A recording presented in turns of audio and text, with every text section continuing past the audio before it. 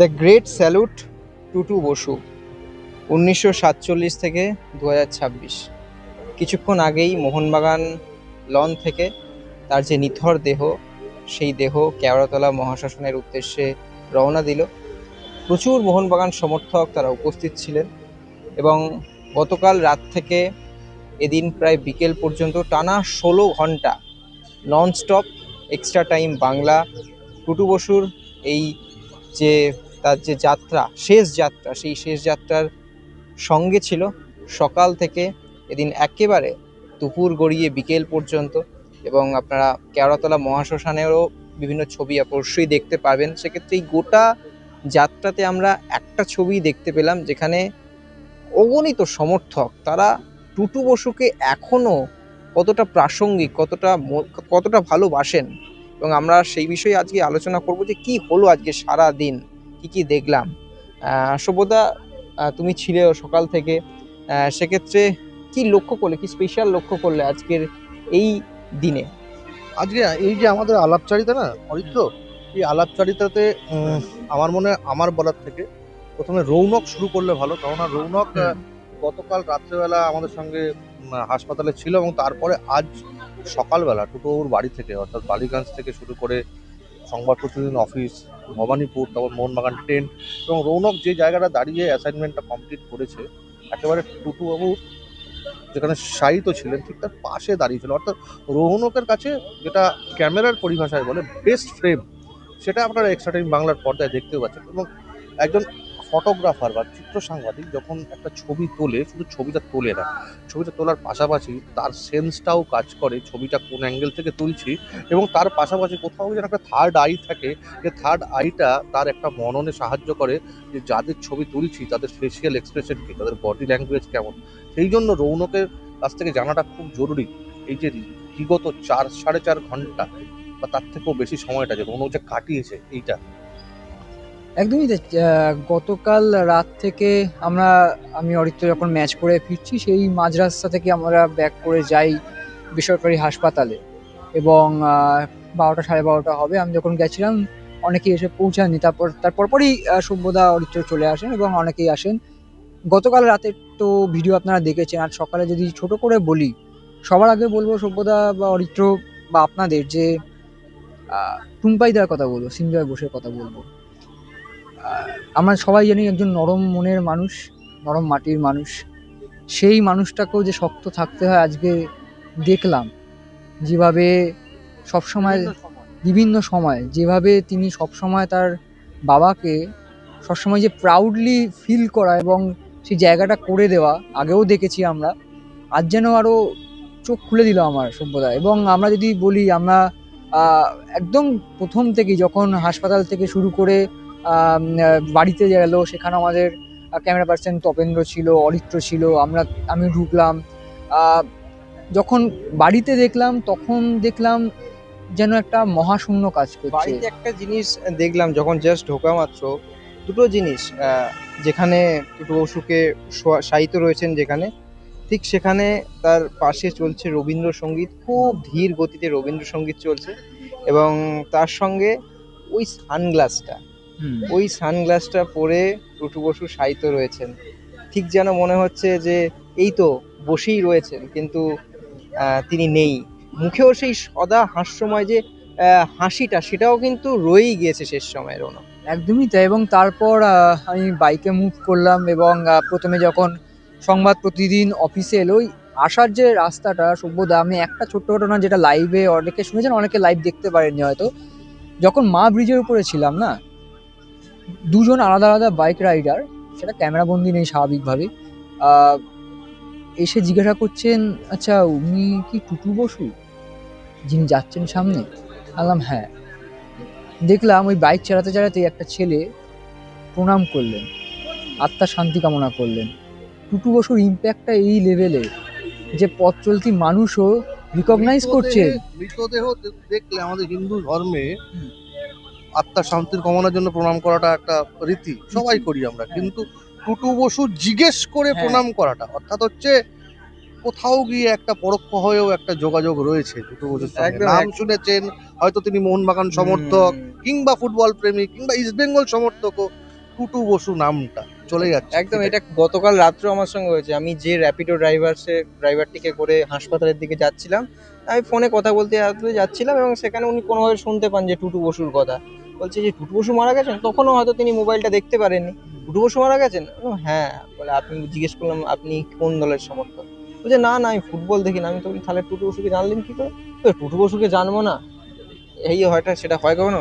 এই বিষয়টা আছে, এবং সংবাদ প্রতিদিনে যখন নামানো হয়নি, আগেই সিদ্ধান্ত নেওয়া হয়েছিল, কিন্তু শুধু সংবাদ প্রতিদিনের কর্মীরা নন, আশেপাশের প্রচুর মানুষ ভিড় করেন, এবং আজ গোটা দিনে প্রায় 100-5 ফুলের মালা বা পুষ্পস্তবক আমি দেখলাম।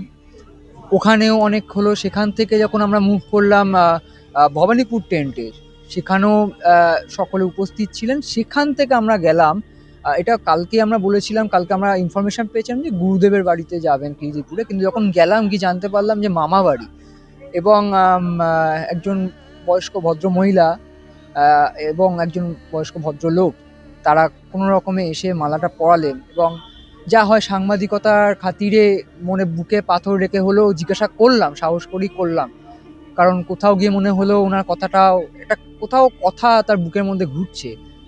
সেই ভিডিও আছে অবশ্যই, যে তিনি বললেন যে আমি, মানে ভিডিও অন করার আগেই বললেন যে আমি মামিমা। এবং টুটু বসু ওই বাড়িতে দীর্ঘদিন সময় কাটিয়েছেন। সেখানেও অনেক মানুষ এসে দেখে গেলেন, প্রণাম করলেন, ফুলের স্তবক দিলেন, এবং তারপরে যখন মোহনবাগান ক্লাবে এলো আমরা সবটাই দেখেছি। এবং পুরো রাস্তায় যে 2-3টে পয়েন্ট আমার মাথায় আসে, এক হচ্ছে যে যেই দেখেছেন একটু হলেও থমকে গিয়েছেন। দ্বিতীয়ত, পরিবারের মানুষ এই পরিস্থিতি, যেখানে এত মানুষের সমাগম, তাদেরকে গ্রিট করা, এরকম কঠিন পরিস্থিতিতে নিজেদের ঠিক রাখা। আমি সিঞ্জয় বসুর ছেলের কথাও বলবো, যেভাবে লিড করলো সে, এবং তার সঙ্গে টুম্পাইদার ভাই দুজনেই। দেবাশিস দত্তের কথা এবং অ্যাড করো। অবশ্যই দেবাশিস দত্ত। বন্ধুর পাশে কিভাবে বন্ধুকে থাকতে হয় সেটাও তিনি দেখিয়ে দিলেন। আমরা গতকাল কয়েক রাতে। মাস আগেই দেখেছি মোহনবাগানের রাজনৈতিক লড়াইয়ে কত আচ্ছা, কিন্তু এভাবেই মোহনবাগান সবাইকে একসঙ্গে বোধহয় বেঁধে রাখে। গতকাল রাত থেকে যেভাবে টুম্পাইদার সঙ্গে ছিলেন দেবাশিস দত্ত, এবং আজকেও শেষ সময়ে একদম ক্লাবের তাঁবুর মধ্যে কাঁধে হাত রেখে বন্ধুর পাশে বন্ধু কিন্তু ছিলেন। এবং যেরকম হয় না যে শেষ যাত্রার সময় কাঁধ দেওয়া, হ্যাঁ। সভ্যতা ভালো বলতে পারবে যে দেবাশিস দত্তকে কিন্তু টুটুবাবু বলেছিলেন যে তুমি আমার সন্তান, ছেলের মতো। ছেলের ভূমিকাটা কিন্তু পালন করলে। আমি এই বিষয়ে একটু বিস্তারিত তোমার কাছে জানতে চাইবো যে না, দেখো, আমাদের তো আলাদা একটা স্টোরি গেছিল দেবাশিস দত্তর সঙ্গে, আমরা কথা বলেছিলাম রাত্রেবেলা বেলভিউ ক্লিনিকের বাইরে। আমার যেটা বলার, এখন যে কোনো একটা বড় কাজ সম্পন্ন করতে গেলে না, সবাইকে কাঁধে কাঁধ মিলিয়ে একসঙ্গে লড়াইটা করতে হয়, কাজটা করতে হয়। কলকাতা পুলিশ যে যে দক্ষতার পরিচয় আজকে দিয়েছেন, কলকাতা পুলিশ এরকম প্রচুর বড় বড় অ্যাসাইনমেন্ট আরামসে করে দিয়েছে। কিন্তু এই মোহনবাগান মাঠে আমার মনে আছে, যেদিন মোহনবাগানের নতুন গেটটা উদ্বোধন হলো, কীরকম ক্যাওস তৈরি হয়েছিল।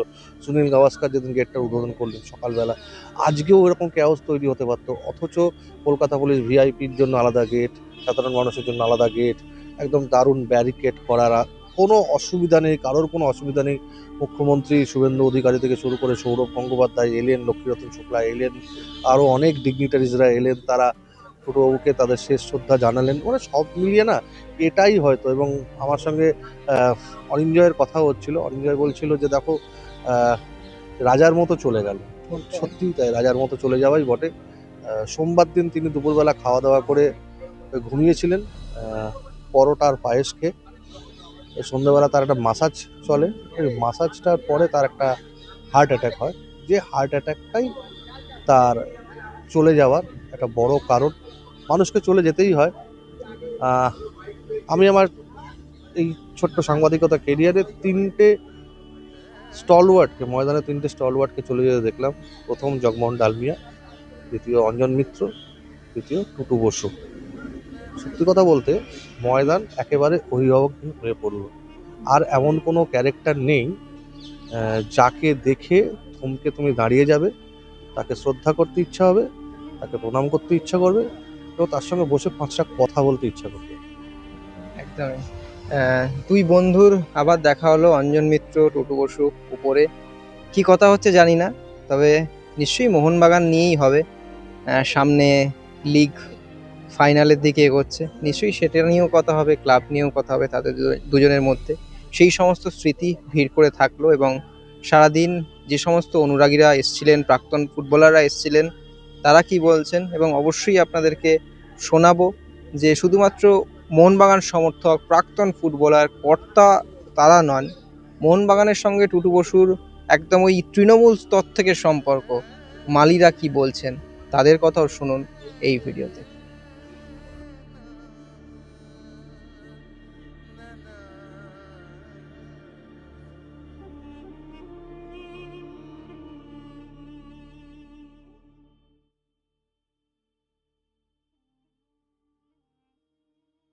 টুটুবাবু সেরা, আর কি বলবো, এর তো উপরে কিছু বলা যায় না। কতদিন ধরে দেখছেন? মনমান মানে টুটুবাবু। আমি টুটুবাবু তো 30 বছর ধরে দেখছি, 95 থেকে। তোমার সঙ্গে কোনো বিশেষ মুহূর্ত যেটা মনে পড়ছে? হ্যাঁ, আমার সঙ্গে বিশেষ মুহূর্তে বলি ওনার অফিসে আমাকে ডাকতেন, যেতাম, আমার সঙ্গে উড়িয়ারে ইয়ার কি থোড়া করতো, ওইগুলো আমি এই চলে যাবার পরে ভাবছিলাম যে আমার সঙ্গে উড়িয়ার কথাবার্তা বলতো, উড়িয়ে কথা বলতে? উড়িয়ার কথাবার্তা। আচ্ছা, মানুষ যখন হয়ে এসছে আমাদের মূর্তি হয়, সেটা ঠিক আছে, কিন্তু প্রতিটা মানুষই মানে মৃত্যু তো কেউই মানে সহজভাবে নিতে পারে না, কিন্তু মানতে হয়। আর টুটুদা এর যা তোমরা জানো টুটুদাকে, আমি জানি না কতটুকু জানো, টুটুদা একটা প্রতিষ্ঠান ছিল, মোহনবাগান ক্লাব যেমন প্রতিষ্ঠান, ইস্টন ক্লাব, যারা দুটো প্রতিষ্ঠান এক জায়গায় হয়ে গিয়ে মানে আমাদের ফুটবল জগতে একটু সমৃদ্ধ হয়েছিল, বিশেষ করে মোহনবাগান টিমটা বিশেষভাবে সমৃদ্ধি হয়েছিল। আর নতুন করে কিছু বলার নেই, টুটু বোসকে সবাই জানে, অঞ্জন মিত্রকে সবাই জানে, মানে একই বিন্দে দুটো ফুল। সিসিতে ইস্টবেঙ্গল আমাকে অ্যাডভান্স করে গেছিলো বাড়িতে, তারপর শিশিরদা ইস্টবেঙ্গলে চলে গেল। শিশিরদা যখন ইস্টবেঙ্গলে চলে গেল তখন টুটুদা আমাকে বাড়ি থেকে নিয়ে এসে তুলে নিয়ে হ্যাঙ্গার স্পোর্টসের বাড়িতে রেখে দিয়েছিলেন। তারপর ওখান থেকে আইএফএ থেকে তাতে টুটুদা হয়ে গেছিলেন, পরবর্তীকালে বলেছিলেন, কিন্তু টুটুদা বলেছিলেন যে তুমি তো শিশিরকে নিয়েছো, আমি একটা বাচ্চা ছেলেকে নিয়ে দিবি, আমাকে ছাড়ো। তখন হেলদি কম্পিটিশান ছিল মোহনবাগান ইস্টবেঙ্গলের মধ্যে, সেটা মাঠে ছিল এবং মাঠের বাইরে একটা অন্যরকম সম্পর্ক ছিল। আর টুটুদা প্রথম ম্যাচ মোহনবাগান যাচ্ছিল, এখান থেকে কাঁধে হাত দিয়ে নিয়ে ড্রেসিং রুম থেকে নিয়ে এসে বললো আর একটা শিশির, আমি শিশির করছিলাম, কিন্তু প্রথম ম্যাচে 2 গোল করেছিলাম মোহনবাগান জার্সি পরে, তার মধ্যে প্রথম গোলটা হেডে ছিল। তো টুটুদা সেই তারপর থেকে আমার প্রতি একটা ভালোবাসা জন্মে গেছিল, এত আবেগপ্রবণ মানুষ, খোলা মন। মানুষ চলে যাওয়াটা সেটাই ক্ষতি এবং দুঃখে, কিন্তু টুটুবাবু একজন এমন একটা ক্যারেক্টার ছিল, কোন সময় পজিটিভ কোন সময় নেগেটিভ বোঝা খুব মুশকিল ছিল, কিন্তু ওনার ভিতরে অনেক শব্দ উচ্চারণ হতো, কিন্তু হৃদয়টা আলাদা কথা বলতো। ওনার একটা বিশাল বড় মন ছিল, একটা ক্যারেক্টার, যে ক্যারেক্টার এই ক্লাবের অপূরণীয় ক্ষতি হলো, এ নিয়ে কোনো সন্দেহ নেই, ময়দানেরও হলো। খবর, কিন্তু জীবনের আমি এই ক্লাবে অনেক কিছু করে গেছে। ময়দানে এরকম একটা প্রাণবন্ত মানুষ, এতদিন ধরে এত শরীর খারাপের পরেও মাঠে আসা, কানেক্ট থাকা ময়দানের সঙ্গে, মোহনবাগানের সঙ্গে, এই যে এজিলিটিটাকে, এটাকে আপনি কীভাবে দেখছেন? কিন্তু এই ক্লাবে কন্ট্রিবিউশন আনপ্যারাল, যখন কিছু ছিল না টুটুদা ছিল, অনেক ভালোবাসা, অনেক শ্রদ্ধা টুম্পাই ও ফ্যামিলি সব। মোহনবাগান ক্লাব, মোহনবাগান সমর্থক, টুটুবাবুর সমস্ত শুভানুধ্যায়ীদের প্রতি আমরা সমবেদনা জ্ঞাপন করার জন্য এসেছিলাম। আর মোহনবাগান সমর্থকদের প্রতি আমার একটাই আজকের দিনে প্রার্থনা, যে যেভাবে নিজের আর্থিকতা দিয়ে টুটুবাবু মোহনবাগান ক্লাবকে আগলে রেখেছিলেন, আপনারা সেইভাবে মোহনবাগান ক্লাবকে সবাই মিলে এগিয়ে নিয়ে যান, এটাই হবে ওনার প্রতি আসল শ্রদ্ধা। आप नहीं नीरुल जाओ। गेम कोई भी हो, पकड़ मजबूत होनी चाहिए। सीमेंट से पकड़ बनाए मजबूत। SRMB 550D TMT bar. Extra time.